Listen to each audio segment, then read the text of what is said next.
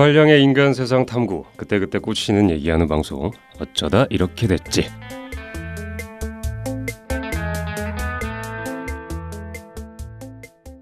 안녕하세요. 두한량 중 동물을 대하는 인간의 이기심이 너무 부끄러운 량이입니다. 안녕하세요.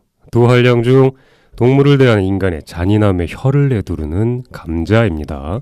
오늘도 목적지를 알 수 없는 수다 타임, 어쩌다 이렇게 됐지, 줄여서 뭐죠? 어쩌지? 시작하겠습니다. 레디 액션! 청취자 여러분, 가을이에요. 차가운 바람이 목덜미를 스치고 있습니다. 이제는 약간 가을이라기보다 네. 벌써 이렇게 빨리 추워지면 안 되는데 라고 약간 긴장이 되지 않습니까? 그렇습니다. 긴장도 되면서 환절기, 감기 조심하시길 바랍니다. 환절기가 벌써 네. 10월쯤인데 지금이 벌써 약간 겨울로 넘어가는 약간 환절기인 기분이에요. 초겨울 같아요. 네. 그죠? 그래가지고 요맘때쯤 몸 관리를 좀 잘 하셔야 될 것 같습니다. 양이님 잘하고 계시죠? 저요? 네. 저는 요즘 내 몸에 방패라고 써있는 영양제를 열심히 먹고 있어요. 지방인가요? 면역 체계를 형성해주는 네네. 그런 영양제를, 제가 영양제를 그렇게 잘 먹는 애가 아닌데 이제 또 나이가 30대니까 그렇습니다. 시도 때도 없이 먹던데 좀 조절해서 잘 먹으면 좋겠네요. 네. 알겠습니다. 저희가 오늘의 주제를 좀 이제 양님께서 말씀드릴 건데 말씀해 주세요. 오늘 뭐 진행이 이런 식이에요? 이렇게 약간 좀 매끄럽지 않네요. 죄송합니다. 오늘 주제를 말씀을 드리기 전에 네. 간단하게 오랜만에 방송에 대해서 살짝 소개를 해볼게요. 저희 방송이요? 네. 예. 우리 어쩌다 이렇게 됐지는 말 그대로 두한량이 인간 세상을 탐구하는 수다를 떠는 방송이에요. 그렇습니다. 어떤 전문가들이 나와서 이렇게 가르침이나 뭐 그런 교훈을 주거나 이런 거보다 그냥 우리 또래로, 그냥 우리 전후나 우리랑 비슷한 또래 분들이 같이 들으면서 친구들하고 카페에서 이렇게 수다 떨면서 공감하고 의견도 부딪혀보고 이러듯이 그런 편한 방송이고요. 인간 세상 탐구라고 해서 꼭 인간 사이에서의 관계만 놓고 하는 게 아니라 그냥 우리가 사는 세상에서 여러 가지에 대한 거 우리가 그때그때 꽂히는 거 가지고 수다 떠는 방송이니까요. 그렇습니다. 편안한 마음으로 우리와 함께 들어주시면 너무 감사할 것 같습니다. 네, 너무 감사할 것 같고요. 사실 뭐 인간관계에서 인간이 제일 중요하긴 합니다. 네. 그렇지만 인간을 구성하기 전에 그 전에 또 여러 가지들이 인간과 함께 공존하고 살고 있죠. 네. 이런 것들도 저희가 가끔씩 방송에서 다룰 거니까요. 네. 참고하셔서 들어주셨으면 감사하겠습니다. 그렇게 선정된 우리가 오늘 이야기해볼 주제가 바로 인간의 이기심, 동물과의 공존 편입니다. 타이틀이 거창하네요. 저희하고 어울리지 않아요. 그런가요? 이런 뭔가 공존이라는 단어 굉장히 좀 무겁고 약간 너무 무게감이 있어가지고 약간 좀 부담스럽네요. 그렇죠. 그래서 살짝 걱정이 돼요. 우리 둘이 오늘 얘기를 할 때 너무 감정적으로 격하게 좀 흥분을 하고 방송하다가 뭐 거의 그렇습니다. 화내고 울까봐. 기존에 계속 들었던 청취자분들께서는 대충 뭐 예상을 할 거예요. 방송이 어떤 식으로 흘러가겠구나. 굉장히 감정적이고 감정이 입체적이다 못해 3D를 넘어서는 방송이죠. 그렇죠. 그러나 처음 듣는 청취자분들께서는 약간 이제 듣다가 저희들이 약간 흥분하거나 약간 감정이 이제 격양돼서 약간 좀 다른 식으로 좀 표현을 거칠게 할 수도 있습니다.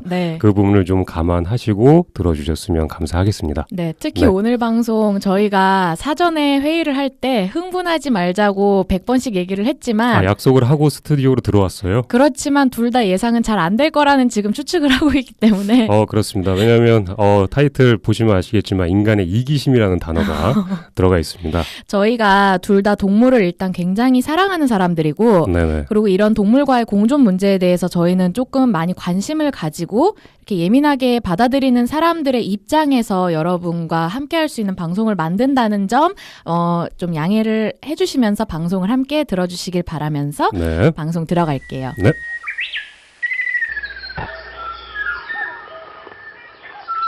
지구는 우리 인간만이 존재하는 공간이 아니죠. 그러나 인간의 문명이 발달할수록 우리 인간은 점점 더 이기적이고 잔인한 방식으로 지구를 점령해 나가고 있습니다. 이번 주는 그동안 다루지 않았던 단순히 인간관계 에피소드를 넘어 우리와 동물들의 관계, 인간이 동물을 대하는 문제적인 태도들에 대해 이야기를 해보고 함께 생각해 볼 수 있는 시간을 가지려고 합니다. 그렇습니다.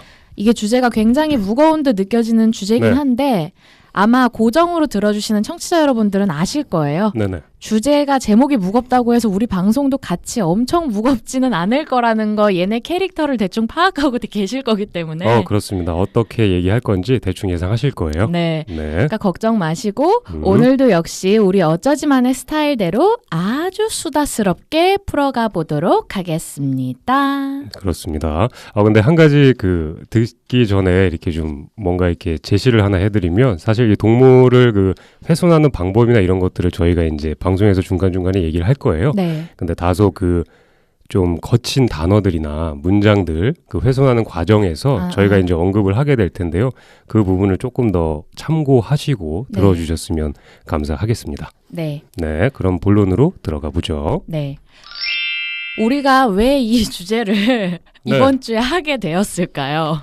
최근에 저 같은 경우에는 큰 충격을 받았어요. 뭐 때문에요? 동물의 어떤 이게 훼손되는 과정이 제가 몰랐던 부분들이 좀 많이 있더라고요. 네. 그거를 알게 되면서 좀 모르고서 선택함으로써 더 동물들을 훼손하는 과정들이 많더라고요. 많죠. 굉장히 많죠. 그래서 약간 저희 청취자분들에게 소개를 좀 시켜드리고자 하는 그 마음이 커서 그렇게 해서 저 같은 경우에는 좀 방송을 생각했던 것 같네요. 그렇죠. 우리가 최근 2주 동안 녹음실에서 녹음을 마치고 저녁 식사하면서 지하철을 타러 가는 그 순간까지 늘 이 동물들이 거의 헤드라이트였죠. 어떻게 잔인한 방식으로 이렇게 사육이 되고 불법적인 경로로 유통이 되는지에 대한 얘기를 굉장히 많이 했잖아요. 그렇습니다. 그러면서 우리가 이제 둘 다 원래도 각자 그런 주제들에 대해 관심이 많은데 요거를 한번 방송에서 어떤 생각이나 판단은 각자의 선택이지만 그래도 한번 몰랐던 거를 알게 되는 계기가 될 수도 있지 않나라는 생각에 우리가 이 방송을 하게 됐어요. 굉장히 거창한 주제네요. 그렇죠. 그렇습니다. 우리가 오늘 약간 조심스러워서 지금 시작 전에 말이 되게 많죠? 저희가 지금 약간 가슴이 두근반, 세근반해서 쫄아서 그래요, 여러분. 그렇습니다. 왜냐하면 기존에 있는 동물에 관심이 많으신 분들이 워낙 많아요. 네. 워낙 많이 있고요. 사실 드러내서 이렇게 표현하는 곳이 근데 많지 않다 보니까 그렇게 해서 저희도 말하는 거에 그리고 동물이 지금까지의 어떤 과정들을 겪는 거에 좀 조심스러운 입장이긴 합니다. 그렇지만 정확하게 객관적으로 말씀을 드리려고 노력은 할 건데 중간중간에 서두에도 말씀드렸듯이 조금 더 흥분하거나 이런 게 있으니까요. 참고를 미리 해주십시오. 네.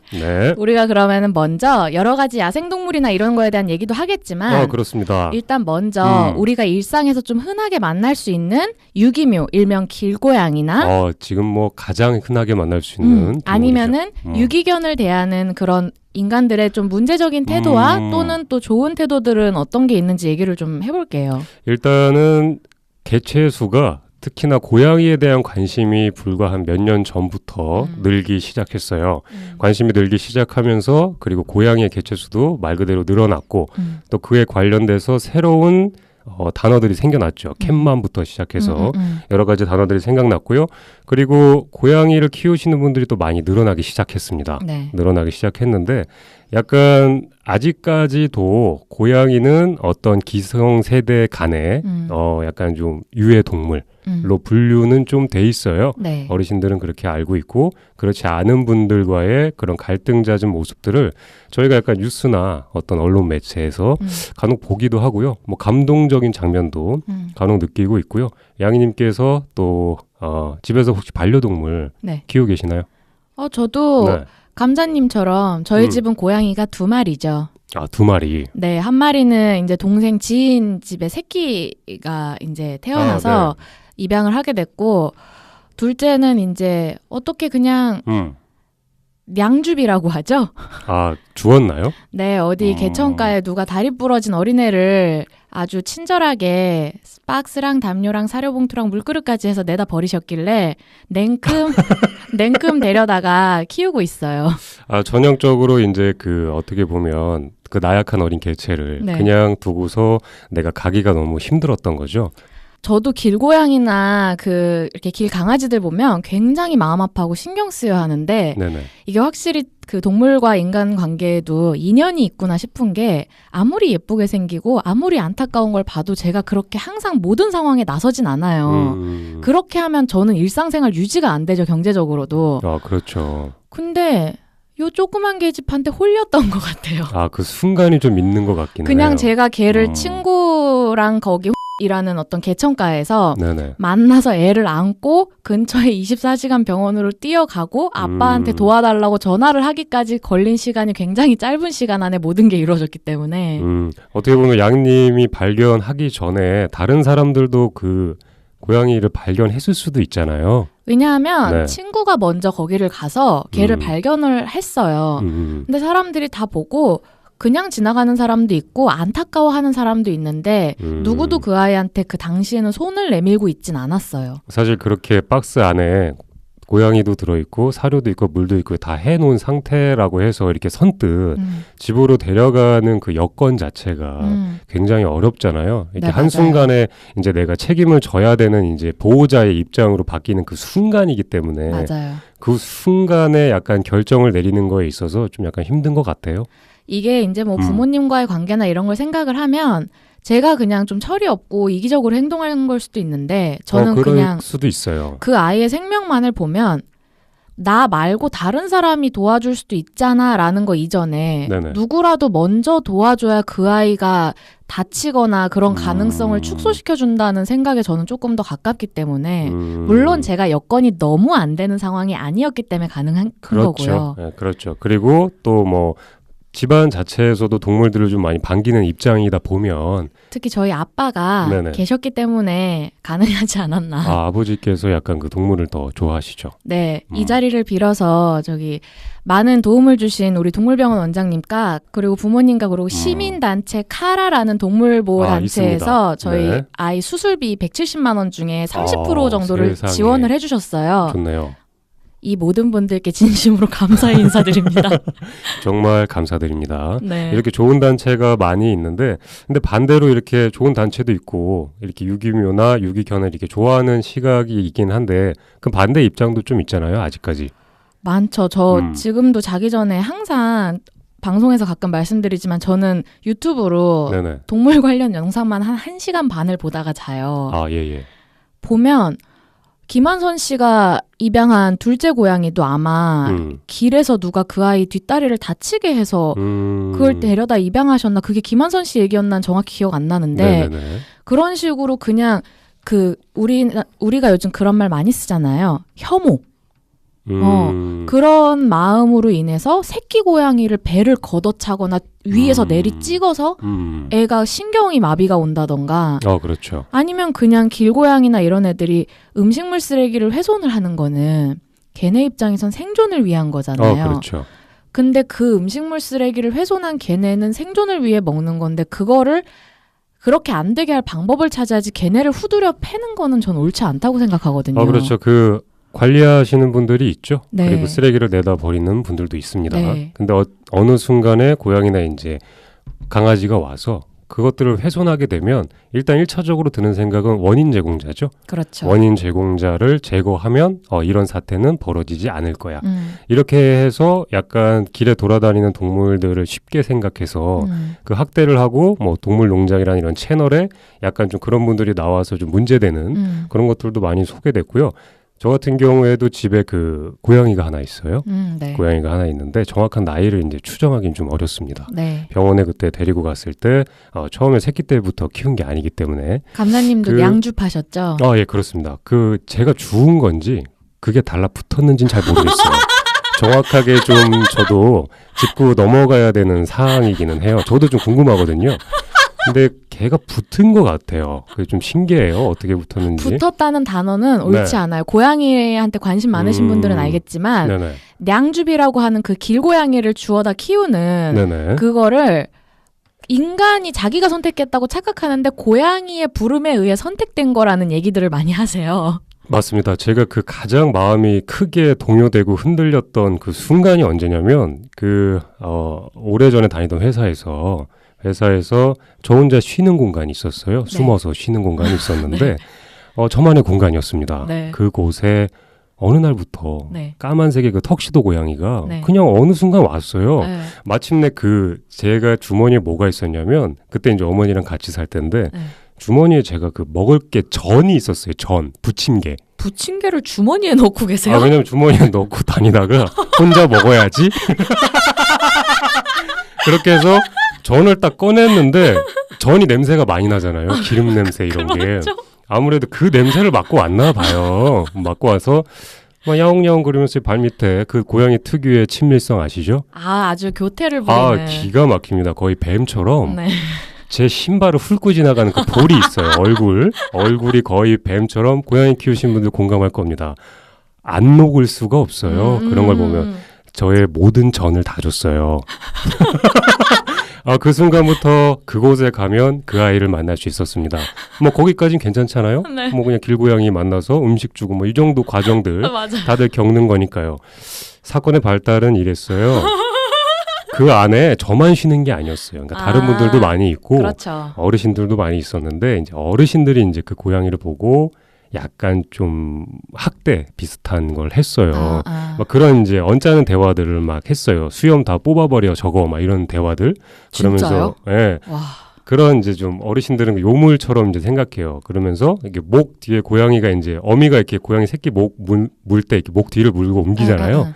그래서 목 뒤에 근육이나 그 피부가 굉장히 늘어나요. 네. 아시겠지만 거길 잡고서 이렇게 막 빙글빙글 돌리기도 하고 막 그랬어요. 미친 거 아니야? 그런 거를 보고 또 발로 이렇게 배를 구타하는 모습들 그런 걸 보면서 근데 그 순간에 저는 어떤 생각을 하냐면 회사를 그만둘까 생각했어요.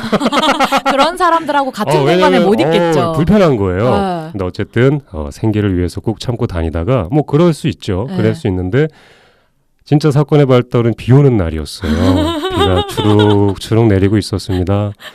근데 이 아이가 보이지가 않아요. 보이지가 않아서 안 보이면 또 사람이 궁금하잖아요. 그렇죠. 누가 때린 건 아닌가. 그렇죠. 너무 걱정이 되는데 어디서 야옹야옹 아주 작은 소리가 들리는 거예요. 네. 밖에 나가서 이렇게 처마 밑에 이렇게 보는데 고양이가 네. 홀딱 젖었어요. 네. 아주 슬프게 젖었어요. 젖는 것도 어쩜 그렇게 흙탕물을 이렇게 묻히고 젖었는지 그 턱시도 고양이 목에 하얀 이게 흙탕물이 딱 묻었는 걸 보면서 제가 그 순간 느꼈어요. 안 되겠다. 이 아이는 내가 데려다 키워야 되겠다. 맡겼다. 네. 그래서 다음날 당시에 제 여자친구가 있었습니다. 제 여자친구가 차를 끌고 회사 앞에 와서 아침에 같이 탈출을 했어요. 고양이와 탈출해서 지금까지 근 한 5, 6년을 같이 동거동락하면서 그러고 잘 지내고 있고요. 이 자리를 빌어서 저희 집에 있는 고양이에게 이런 말을 좀 하고 싶어요. 그때 무슨 생각이었니? 너는 도대체 그 당시에 무슨 생각이었는지 나는 그때로 돌아가서 너한테 물어보고 싶다. 그런 생각을 좀 하고요. 이게 현관문 열고 딱 들어갔을 때 그 거실에 수틀에서 스핑크스 자세로 저를 내려 깔면서 쳐다보는 그 눈빛을 볼 때마다 되게 하대하는 듯한 눈빛. 우리 집인가? 내가 우리 집을 잘 찾아온 건가라는 느낌도 지금까지 계속 받고 있고요. 뭐 어쨌든 감사하다는 말. 제 삶을 윤택하게 해줘서 다시 한번 저희 집 고양이에게 감사하다는 말을 좀 전하고 싶네요. 근데 표정이 왜 이렇게 못마땅하세요? 못마땅하니까요.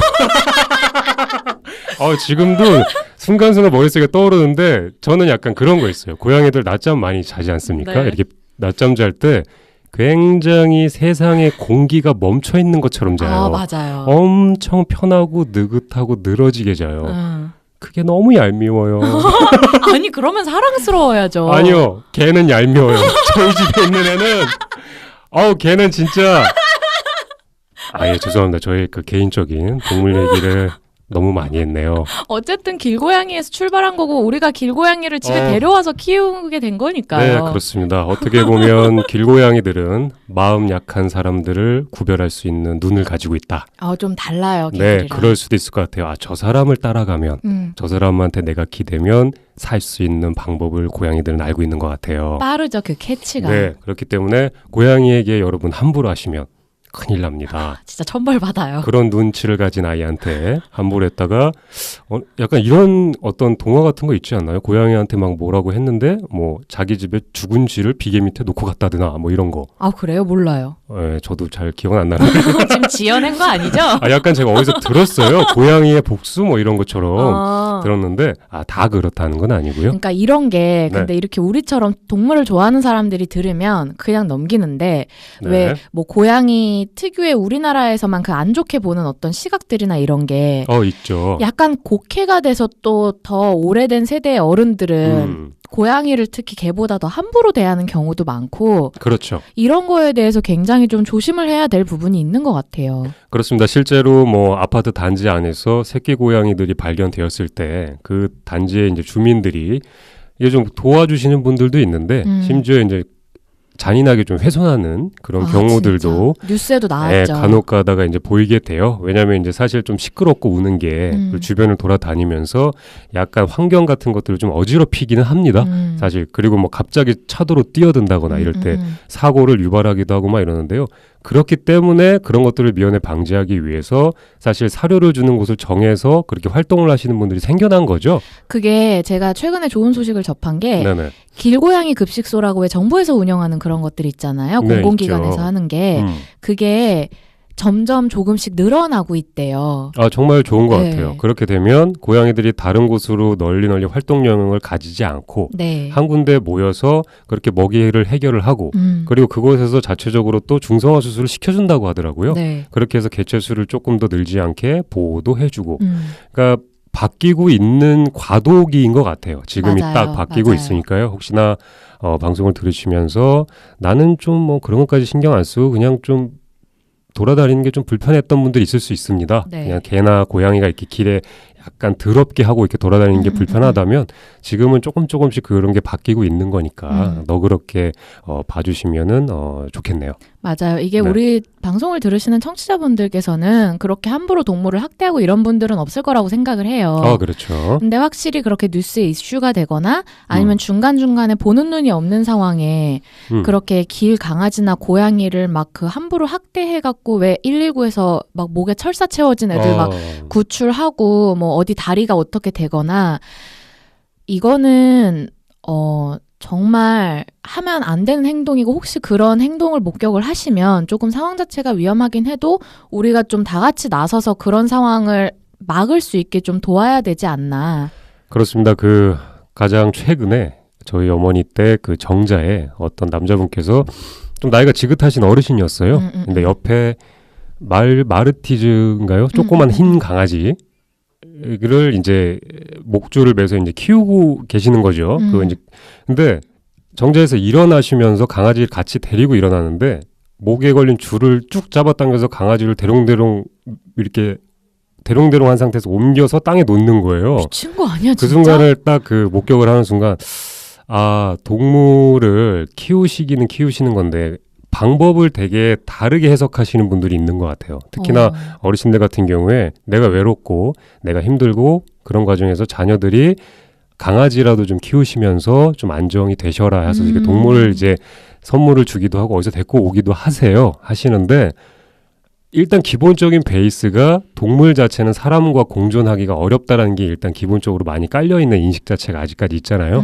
있기 때문에 그 순간순간 자기도 모르게 나오는 그 동물을 하대하는 그런 행동들 그런 것들을 주변에 쉽지 않게 저희가 볼 수 있습니다. 강아지가 뭐 배설물을 보고 있거나 이게 아직 어디로 가려고 할 때 억지로 진짜 뭐 폭력적으로 잡아 끈다거나 이런 것들이 분명히 똑같이 반려견을 키우는 사람들이에요. 들인데 그 중에서도 유독 약간 폭력적인 것들, 자기의 화나 이런 것들을 자기가 키우는 반려견에게 그대로 내리물림 하시는 분들이 있어요. 그러니까 약자를 함부로 대하는 거고 그리고 그렇죠. 소유물로 생각하는 거죠. 그렇죠. 그리고 뭐 죽으면 그만이지, 뭐면 그만이지 이런 식으로 쉽게 생각하실 수 있는데 사실 어떤 자격 조건 같은 게 반려견이나 이런 것들을 입양하기 전에 그런 것들을 저희가 뭐 테스트하는 시험이나 이런 게 있는 게 아니지 않습니까? 그렇죠. 뭐 쉽게 동물병원 가면 돈 주면 그냥 분양할 수 있어요. 네. 그러면 주인이 되죠.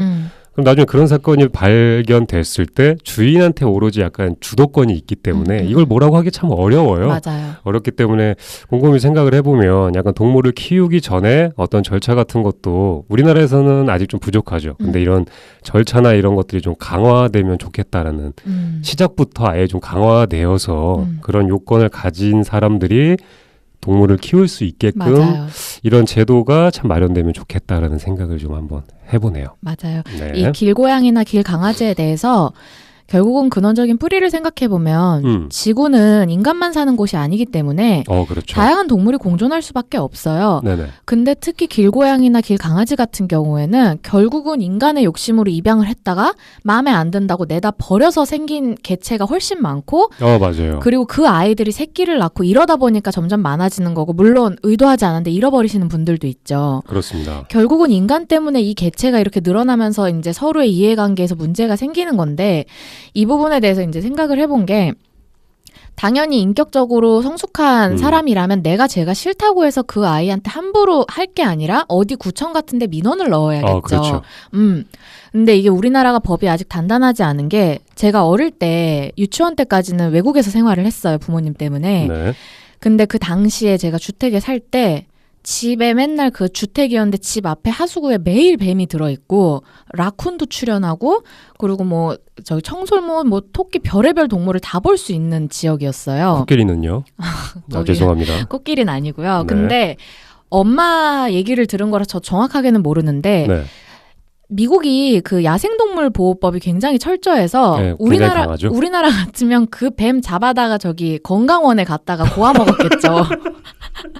근데 동물이 그렇게 야생동물이든 있을 때 함부로 훼손을 하면 법적으로 제재를 받고 굉장히 큰 벌금을 물거나 잡혀간다 그러더라고요. 네, 맞습니다. 그래서 그게 이렇게 있을 때 무조건 그냥 그 단체에 신고를 하면 그 상황이 되는 대로 최대한 빨리 출동을 해서 데려간대요. 회수해 가는 거군요.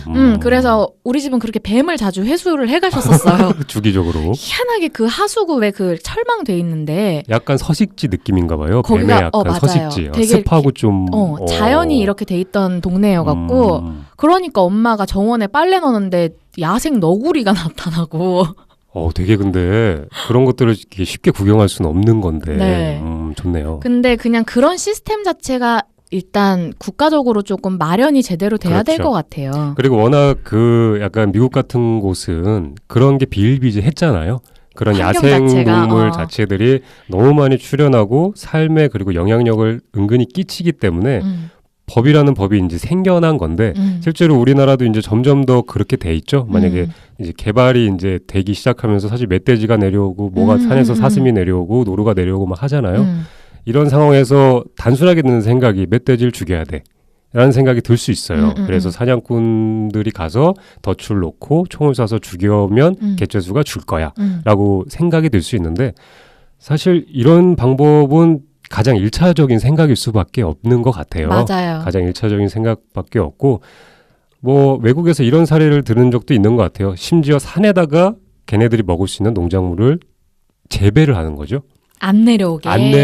일부러 감자, 고구마 등등을 재배를 해서 걔네들이 먹을 수 있는 걸 그냥 주기적으로 키우는 거예요.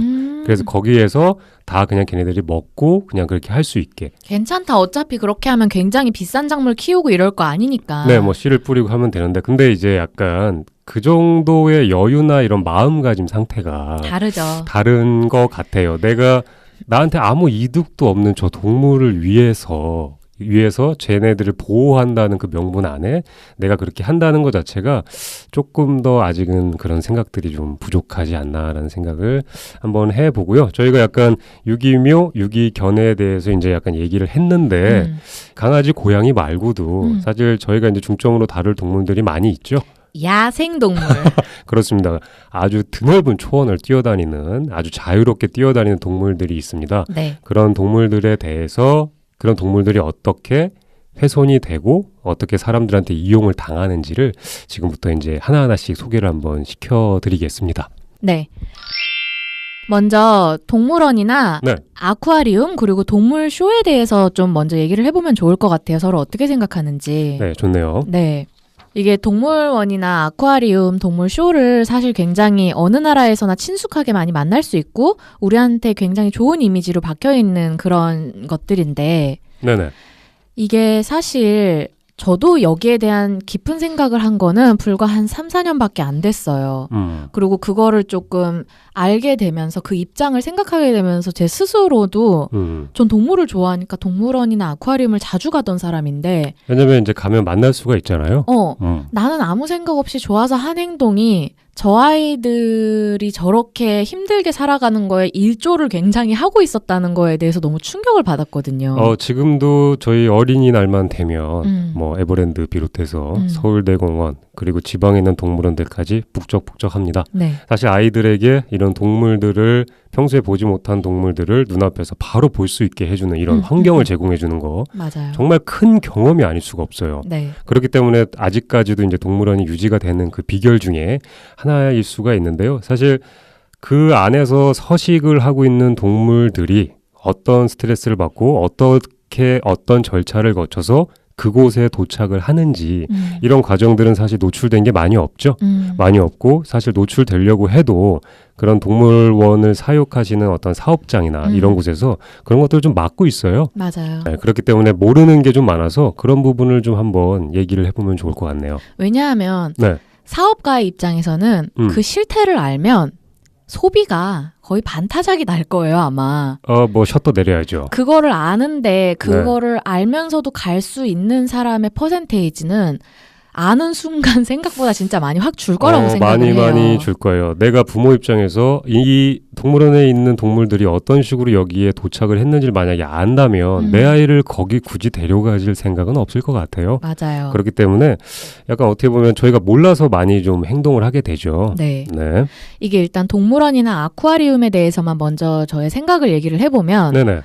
이게 이것들의 존재 자체가 물론 여러 가지로 인간을 위해서라는 입장에서만 우리의 이기적인 입장에서만 보면 굉장히 신박한 아이디어예요. 그렇죠. 교육에도 그러니까 그런 도의적인 문제를 생각을 안 하면 이게 고래야, 이게 상어고 이게 가오리야. 사자는 저렇게 생겼어라는 게 교육에 굉장히 좋은 것 같이 느껴지는 그런 이기적인 입장인데 그렇죠. 보세요. 이거를 입장을 한번 바꿔서 저는 생각을 해봤어요. 네네. 근데 동물의 입장에서 봤을 땐 최악의 상황인 게 네. 아무리 사육사들이 사랑으로 대해주고 사육사랑 교감을 하고 특성에 잘 맞게 관리를 특별하게 해준다고 해도 어쨌든 자기들이 살던 환경하고 기후부터 완전히 다른 먼 나라로 잡혀와서 무려 그 좁다란 우리의 단체로 갇혀서 그냥 평생 구경을 당하면서 사는 건데 그렇죠.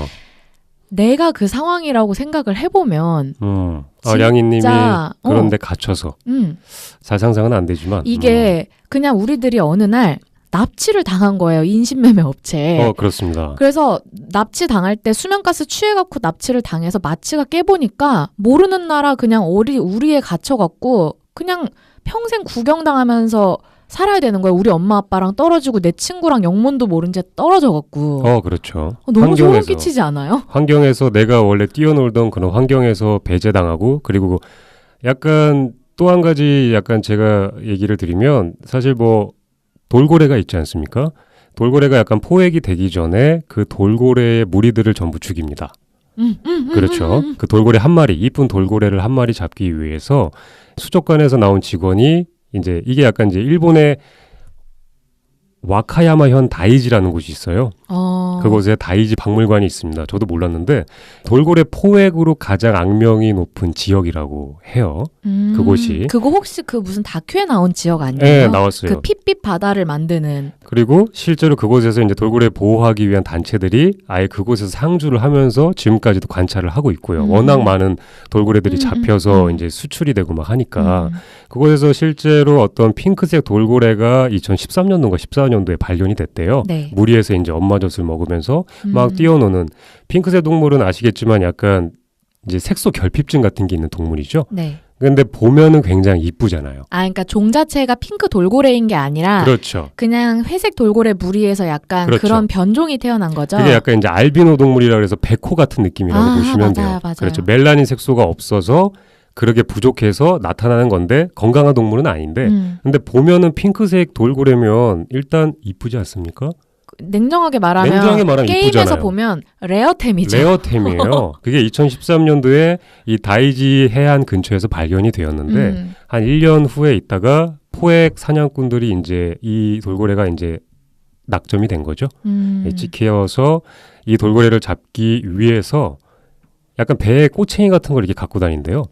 꼬챙이 같은 거를 갖고 다니면서 그걸 물을 이렇게 친대요. 그 물을 치는 이유가 돌고래가 약간 음파로 그 방향을 잡지 않습니까? 근데 그런 것들이 혼란을 주기 위해서 여러 군데에서 배를 이렇게 맞아. 배머리를 쫙 해가지고서 뭐 쇠꼬챙이를 막 치면은 그 안에 파동이 일어나면서 애들이 불안을 겪는데요. 그럼 걔네들을 어떤 이제 무리 안에서 그 약간 구석진 곳으로 배로 싹 몰아넣고 그 중에서 필요한 돌고래만은 생포하고 나머지는 그냥 사육을 한다고 해요. 그렇게 해서 필요가 또 없기 때문에 유통을 하는 거죠. 여러 가지 방법으로. 그렇죠. 그리고 사육되는 방법이 이제 돌고래를 이제 약간 가두리 양식장처럼 가둬놓은 곳에 집어넣고 거기에서 그냥 죽기만을 기다릴 수 없잖아요. 필요 없으니까. 필요 없으니까 이제 꼬리 지느러미를 잡아서 딱 올려요. 올려서 이제 돌고래 머리나 이런 데 이제 관통을 시키는 거죠. 꼬챙이 같은 걸로 한 번에 이제 관통을 해서 죽으면 이제 바다에 버리고. 근데 양희님이 전에 방금 얘기한 것처럼 그 사진이 되게 유명했어요. 핏빛 바다로 돌고래들이 떼죽음을 당해서 바다 색깔이 아예 빨갛게 변한 그 사진 자체가 한때 되게 유명했어요. 맞아요. 저도 저는 사진도 봤는데 그 다큐멘터리를 아마 저는 학교 다닐 때 대학생 때 봤던 것 같은데 그게 이제 말씀하신 그 양식장 같다는 게 실제로 무슨 어떤 그런 양식장이 아니라 동그랗게 갇히는 모양으로 자연적으로 형성된 맞아요. 그 해변에다가 애들을 몰아놓고 죽이고 모래사장에 그 죽은 애들을 다 끌어다가 널어놓더라고요. 네, 맞아요. 그래서 식용이나 이제 고기로도 이제 팔리기도 하는데 바다가 정말로 저는 처음에 약간 포토샵인 줄 알았는데 그게 아니라 다큐를 그 과정을 보니까 정말 그냥 피가 그렇게 피가 많이 나와서 바다가 이제 붉은색으로 아예 진짜 붉은 바다입니다. 그냥 빨간 물감 풀어놓은 것 같아요. 그게 이제 문제가 되어서 한때 또 그런 것도 있었대요. 문제가 되니까 이 꼬챙이로 이제 돌고래를 찌른 다음에 그곳을 이제 코르크 마개로 막아서 이제 바다에 버리는. 이제 피가 아니야? 진짜 여러분 제가 격해지지 않으려고 노력 중인데요. 정말 미친놈들이네요. 피가 나오지 않게 그렇게 수습을 하고 있는데 이게 진짜 근데 제가 옛날 얘기하는 게 아닙니다. 이게 지금 현재 진행형이에요. 꾸준히. 아직도 돌고래가 이렇게 많이 사육되고 그중에서 수족관 직원들이 나와서 이쁜 돌고래는 픽업해가는 이런 시스템이 일본에서 비일비재하고요. 저희 나라 같은 경우에 제가 조사한 자료에 따르면 2015년도에 일본에서 수출한 돌고래 수입국 저희가 3위입니다. 네. 3위에 속하기 때문에 그만큼 많은 한 37마리인가 6마리 정도가 돼요. 그 지금 쇼를 위해서 네, 아쿠아리움 같은 거에 수입된 거예요. 생포로. 왜냐면 돌고래 고기 같은 경우에는 가격이 싸요. 근데 생포 같은 경우에는 한 2억 원가량을 호가한다고 해요. 그러니까 이제 이곳에 사는 이제 주민들이나 사냥꾼들한테는 이제 생계를 위한 거일 수 있죠. 있는데 더 웃긴 거는 일본의 정부에서 이게 전통이다. 돌고래를 잡는 건 이 다이지 지방의 전통이야. 맞아요. 그렇다면서요. 전통이기 때문에 허가를 내줍니다. 몇 월부터 몇 월까지는 잡아도 된다고 허가를 내줘요. 그렇기 때문에 이 나라 영토의 정부가 너희들 잡아라고 허가 내주는 이 상황에 근데 참 얘기 듣다 보면 분하잖아요. 분해서 여러 단체분들께서 이렇게 시위도 하고 막 하는데 그 뿌리가 이제 바뀔 기미가 이제 잘 안 보이니까 쉽지 않죠. 그거 정말. 쉽지 않죠. 쉽지 않기 때문에 양희님도 아까 얘기한 것처럼 못 모르고 막 아쿠아리움 못 모르고 동물원 막 가잖아요. 네. 사실 못 모르고 가는 것부터 좀 끊으면 사실 거기서 조금 더 바뀔 가능성은 있죠. 저도 그렇게 생각을 해요. 네. 이게 무조건적으로 안 하는 건 여러 가지 상황상 힘들고 조금씩 인식의 변화가 바뀌어야 되는데 동물 쇼 같은 것도 그래요. 여러 가지로 이제 뭐 쇼하는 류의 동물이 이제 뭐 코끼리, 원숭이, 돌고래, 물개 뭐 여러 가지 동물들이 있죠. 똑똑한 류의 동물들이. 근데 이런 동물들이 이제 살 수 있는 기간이 예를 들면 이제 저는 최근에 동남아 가족 여행을 다녀오면서 그때 이제 부모님하고 가니까 가이드 투어여서 정해져 있는 코스가 짜여 있는 걸 갔어요. 패키지로.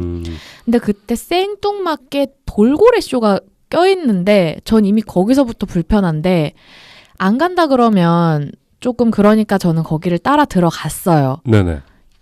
불편한 마음으로 따라 들어갔는데 그 처음에 돌고래들도 그렇고 물개들이 일단 관객석으로 올라와서 관객들한테 이렇게 제일 앞줄에 앉은 관객들 무릎에도 올라오고 이거를 무릎에 올라오는 무릎에도 올라오고 관객들한테 이렇게 가까이 가서 터치도 하는 그런 서비스로 시작을 해요. 돌고래가 이제 직접 물개. 물개가. 돌고래는 이제 메인이니까 가운데 수조 안에 있고 네네네. 거리도 굉장히 가까워요.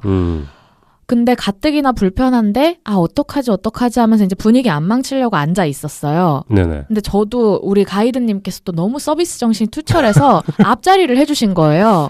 네. 근데 물개가 제 앞에 앉으신 분한테 딱 올라왔는데 눈이 마주쳤는데 눈동자가 아무리 제가 동물 전문가가 아니어도 그냥만 봐도 얘가 멘탈이 나가 있다는 걸 그냥 눈을 보는 순간 알겠는 거예요. 이거 맨정신이 아니다라는 거를. 자동으로 뭔가에 의해서 움직이고 있구나. 그리고 몸에도 왜 여기저기 그러니까 물론 자연에서 생활해도 그렇겠지만 딱 봐도 훈련에 의한 왜 달고 다른 왜 살 색깔 자체가 좀 변했다거나 상처도 많고 돌고래도 워낙 수조가 가까우니까 가까이 이렇게 얼굴을 내밀거나 이랬을 때 보니까 코끝이 다 까지고 막 핑크색으로 막 굳은 살이 배겨있고 이런데 제가 못 보겠어서 중간에 울음이 터지는 바람에 그냥 물이 튀겨서 못 보겠다 그러고선 그냥 나왔어요. 네네. 그러다 가이드님이 나중에 나와서 물어보시는데 이 얘기를 했더니 말씀을 해주시는 게 이 아이들이 좀 제정신이 아닌 것도 솔직하게 맞고 그리고 돌고래 같은 경우에는 그분이 말씀해 주신 걸로는 35년 정도를 산다고 했나? 그랬는데 네, 맞아요. 거기에 그 생명의 15년 정도가 단축된다 그래요. 쇼를 하는 동물들은. 본인이 살 수 있는 그 삶의 반 정도나 그 반 조금 넘게밖에 못 산다고 하는데 네네. 이게 아무리 훈련자와 서로 애정을 깊게 지낸다고 하고 그래도 자유롭게 살던 애를 그냥 강제로 잡아와서 강제로 훈련을 시키는 것 자체에서부터 저는 그냥 잘못된 과정이라고 생각을 하고 많은 것들이 동물 입장에서는 이제 빼앗긴 거죠. 빼앗겼고 맞아요. 자신의 이제 삶 자체도 점점 더 이제 단축되고 있는 거고요. 이게 훈련 과정에서는 분명히 우리 기준에서는 뭐 그럴 수 있지라고 하지만 동물들 기준에서는 학대라고 할 만한 행동들이 많이 가해지게 되는데 이게 무슨 위험에서 야생동물을 구해줘서 얘가 자연으로 돌아갈 때까지 임시보호를 해주는 동안 그렇게 지내는 것도 아니고 강제로 잡아온 것부터가 학대인 거고 인간처럼 걔네가 그렇게 일을 했을 때 걔네한테 진정으로 이득이 되는 보상이 가나요? 안 가잖아요. 그렇죠. 뭐 수고했다고 짜장면 시켜주고 이러지 않잖아요. 제가 극단적인 비유를 좀 해볼게요. 네네. 픽션이긴 하지만 이게 사람이 돈을 벌기 위해서 하기 싫은 일을 하는 거랑은 다른 건데 내가 어디 외국 폭력 조직의 돈벌이 수단으로 납치를 당한 거예요. 그래서 도망 못 가게 조치라는 조치는 다 취해진 상황에서 내가 살려면 그 사람들이 시키는 대로 오만 서커스, 묘기, 뭐 앵벌이 이런 걸 다 연습을 해서 조직에 돈을 벌어다 줘야 돼요. 그렇죠. 근데 내가 학대를 안 당하고 살려면 시키는 대로 해야 되고 근데 그 조직원들이 그래도 내가 말만 잘 듣고 돈만 잘 벌어다 주면 나한테 잘해줘요. 이거랑 전 똑같은 거라고 생각해요. 먹을 것도 주고 뭐 잠도 재워주고 일단은 삶의 연장은 됩니다. 그렇다고 해서 그 사람들이 내 삶을 이롭게 해주고 나한테 좋은 사람들인 건 아니잖아요. 그렇죠. 그거 외에 뭐 다른 거는 없고요. 사실 멀리 보게 되면 뭐 동물이 사실 멀리 보겠습니까? 그 순간에 자기가 살기 위해서 하는 다 선택들이잖아요. 그 사람의 조련사의 말을 듣는 게.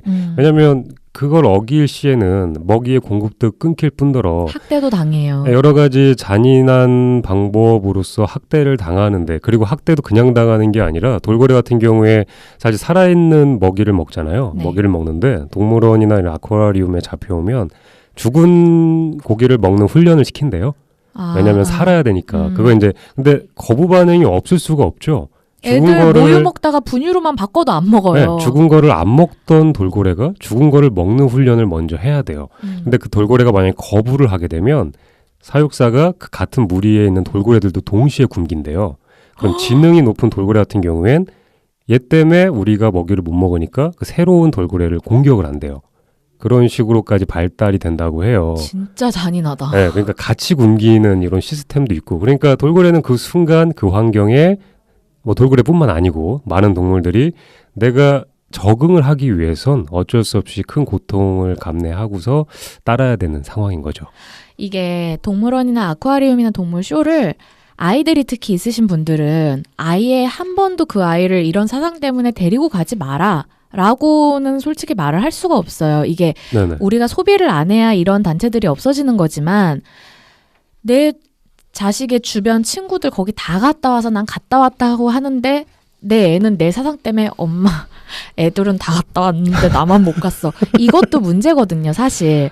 그렇습니다. 그래서 무조건 막을 순 없지만 최대한 소비를 줄이는 게 좋은 것 같고 만약에 이제 최소한 그래도 아이를 데려가게 되면 그 아이에게 이 동물원에 대해서 충분히 아이들한테 이제 교육적으로 저게 무슨 원숭이고 이런 것과 동시에 이 아이에게 동물원이 아이의 시각에서 봤을 때 좀 충격적이지 않으면서도 납득이 가는 그런 시점에 맞춰서 어떤 방식으로 조금 이 동물원이라는 시스템 자체를 좀 이렇게 납득을 시켜줘야 될지 과연 네가 생각했을 때 판단했을 때 이게 좋은지 나쁜지를 좀 생각해 볼 수 있는 여지를 어느 정도 나이대부터는 조금 교육을 시켜주시는 게 좋지 않을까. 그렇습니다. 여기는 동물원의 이 동물들은 여기서 행복하게 먹고 사는 판타지 월드야. 이게 아니라 얘네들은 이런 과정을 거쳐서 이곳에 오게 된 거야. 그래서 우리가 쉽게 볼 수 있는 거야.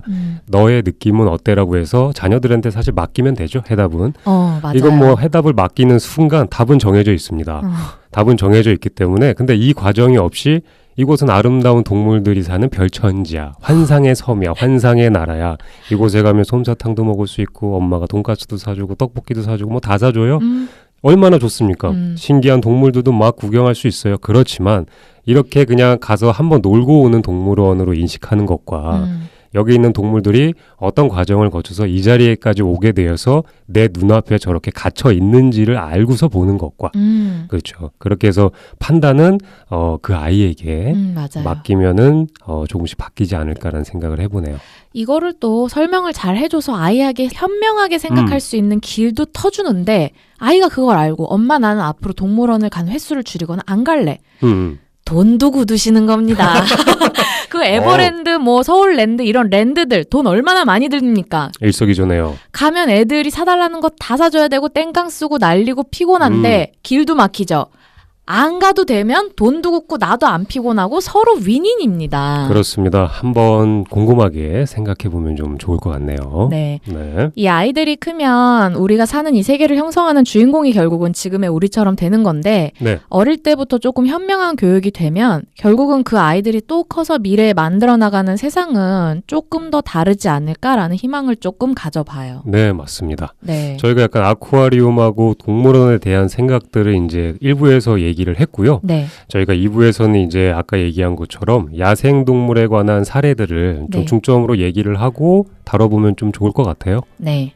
그러면은 1부는 여기에서 마치고 2부에서는 정말 우리가 잘 몰랐던 야생동물을 인간이 얼마나 극악무도한 태도로 대하고 있는지에 대해서 이야기를 나눠보도록 하겠습니다. 여러분 관심 가져주시면 너무 감사할 것 같고요. 우리 2부에서 또 만나요. 울지 말고 이따 봐요.